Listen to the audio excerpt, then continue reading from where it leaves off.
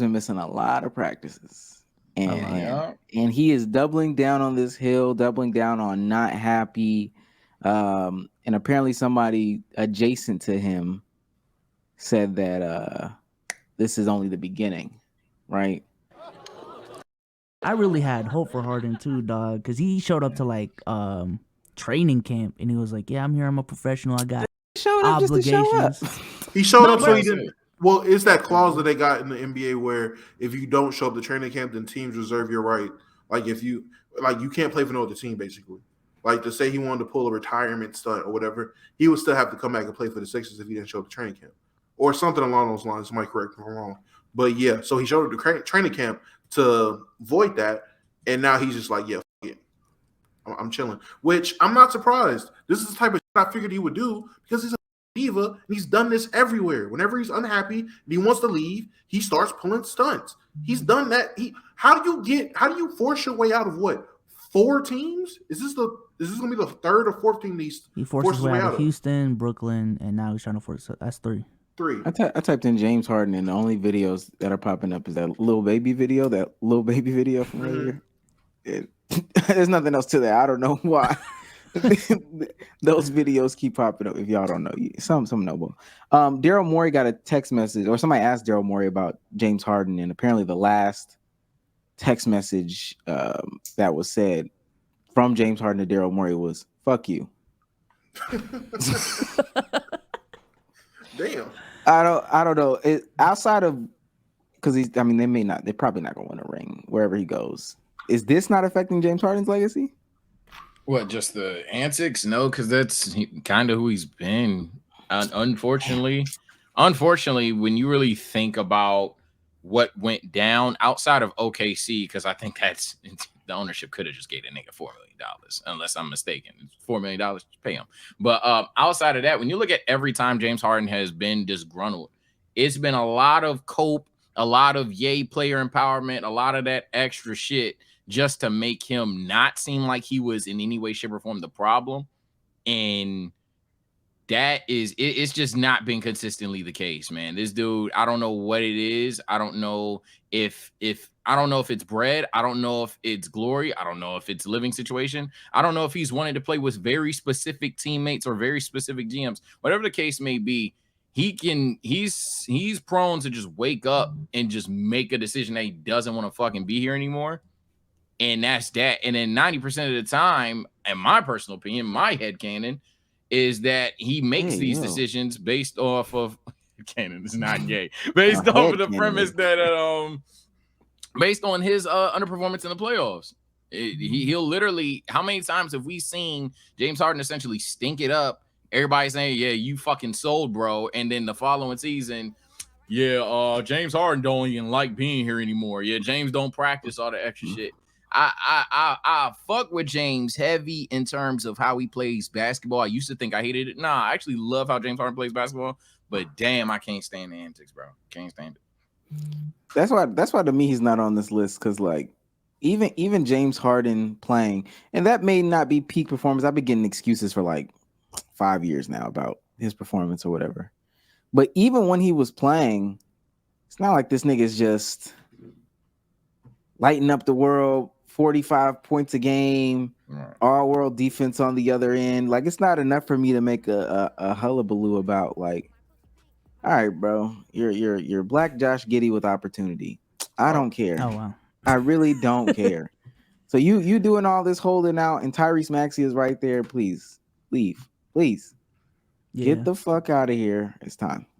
Well, I remember when we first talked about this, you were pro James Harden in terms of like player empowerment. Has that changed now because of how he's moving, or? Oh hell no! Do what you want to do, Nick. I'm gonna do it now. For me, I'm still gonna do what you want to do. You know, once you get to the end of your rope, people are gonna make like dumb conversations about, or they're gonna make deal with the consequences. Yeah. Basically, you're gonna make conversation about, oh, you were dumb here, da da da da. But let's just say he gets to the Clippers and you know it doesn't work, and he does it one more time, and then it really doesn't work, and he ends up in like Charlotte or something like that. He can, like, somebody's gonna complain and be like, "Ah, yeah, James did all this, and look at where he's at now." It worked for him four times at that point.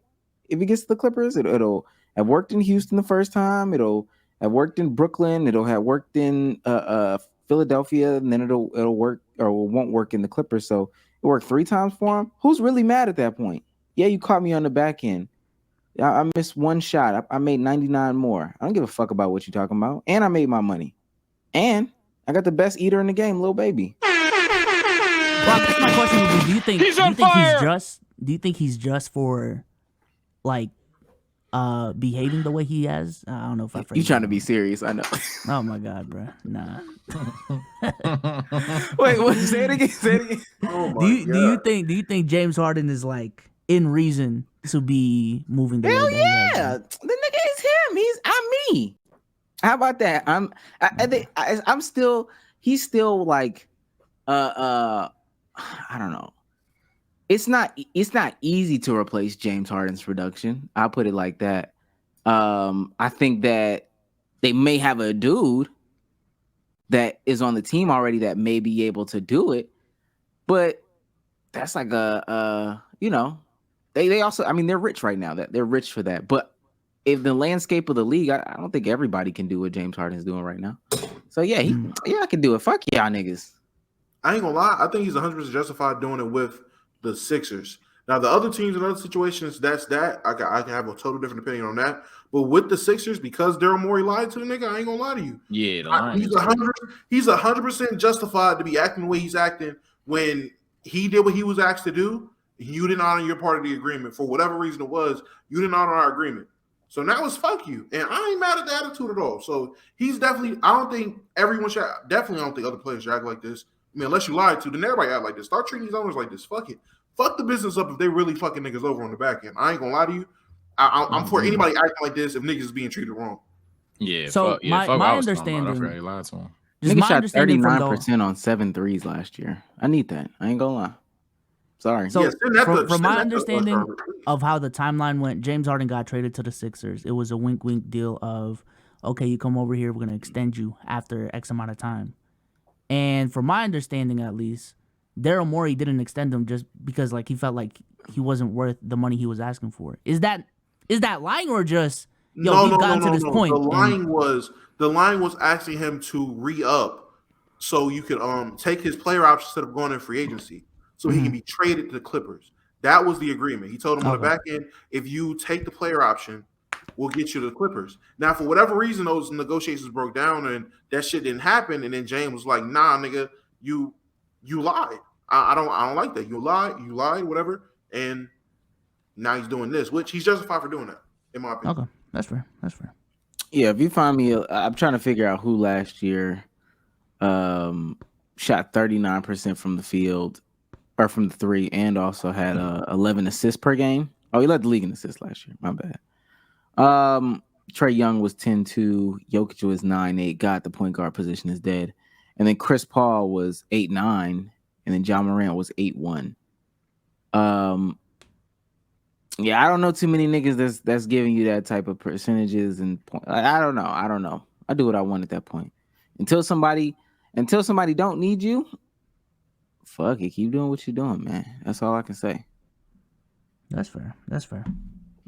I will say this has a high chance of not working out for him, and by not working out for him, just no one picks him up. So now he takes his talents to Shanghai. That is, I ain't gonna lie, it is a chance they mellow this nigga. I will say that he can get mellowed. I think he's a little better than that, though. He's better than Melo was, but again, if he's the one if you already got 2 owners that are on your side because they've been fucked over by this type of behavior, and now there's a third owner, all you gotta do is do a couple more whispers, and now them niggas will blackball you. I think Philly. I'm so against tanking. It's not even funny, but I think Philly might just gotta hit the fucking button because I just don't think anything's gonna happen. Like, I'm not gonna lie, like you're putting all your eggs into the Joel Embiid basket, and that's not that he's not a top 5, 6, or for some of you 1 player in the world, but I mean the health has always been a question. The help around him is, to be honest, suspect. You have your second best player arguably don't even want to be there, and man, I ain't gonna lie. pack all that shit up, get you some picks, just start the fuck over. Don't do the process again. Figured out that was dumb. Again, tanking is dumb. But dear Lord, man, tell that nigga Tyrese we averaging 30 this year and just restart, bro. God. Yeah, I was gonna say that's probably their best bet is trade Embiid, trade Tobias Harris for the most draft capital possible, or another nice young group of players or role players, whatever it is, and just build around Maxey for the next couple of years with some draft capital from some team or whatever you can manage, and just I'm with you, start over because this shit's done. Like, look, I'm about to pull up their contracts. Don't Tobias have a wild ass contract? Embiid obviously got paid. Harden getting paid. I think he's on 1 year though. Let me look this shit up. But like, it's so many contracts on here that's just like this is an all-in ass team on a team that might not do anything. And actually, I stand corrected because 1, 2, 3, 4, 5, 6, 7 of these guys are on expiring deals.